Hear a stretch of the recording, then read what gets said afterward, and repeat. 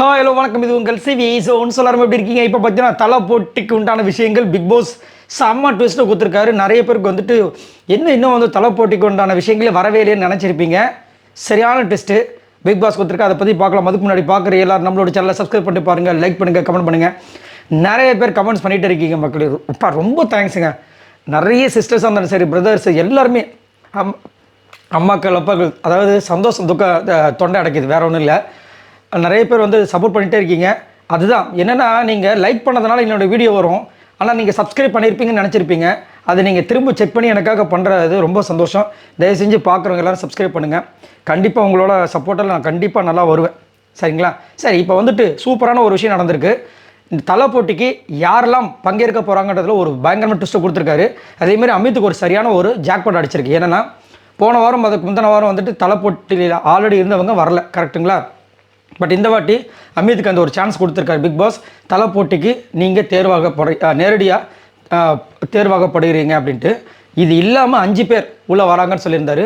என்னடா 5 பேர்னு பார்த்தா, அந்த கோட் டாஸ்கில் யாரெல்லாம் வின் பண்ணாங்களோ அவங்களுக்குலாம் அந்த வாய்ப்பு வா அப்படின்ற மாதிரி இருந்துச்சு. அதன்படி பார்க்கும்போது யாரெல்லாம் உள்ளே வந்திருக்காங்கன்னா, கானா வினோத், ஆதிரை, பார்வதி, சுபிக்ஷா, அரோரா. ஸோ இவங்க எல்லாருமே வந்துட்டு இப்போ வராங்க. ஸோ இவங்களோட சேர்த்து அமித்தும் சேர்ந்து மொத்தம் 6 பேர் இந்த கேப்டன் டாஸ்கில் போட்டி போட போகிறாங்க. நான் நேற்றே வந்து நிறைய பொருளையெல்லாம் போது ஒரு பக்கம் வந்து கமருதீன் தலையாயிட்டார்னு நான் பார்த்தேன், அந்த வீடியோஸ்லாம் பார்த்தேன்.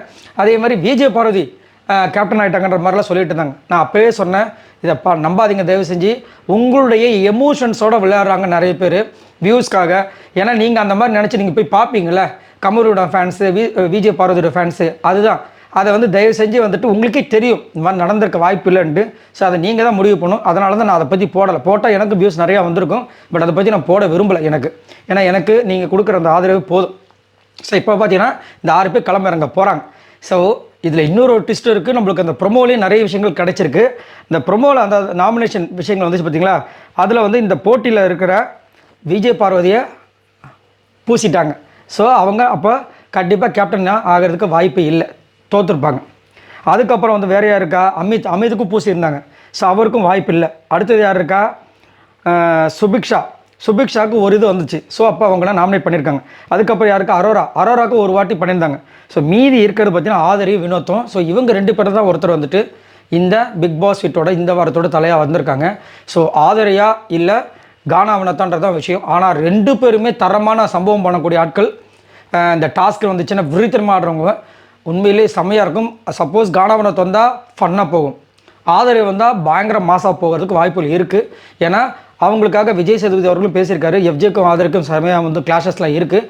பார்க்கலாம் என்ன நடக்குதுன்னு. கண்டிப்பாக செம்ம ட்விஸ்ட் இருக்குது. இதை பற்றி உங்களோட கருத்துக்களை சொல்லுங்கள். பாய் நண்பர்களே.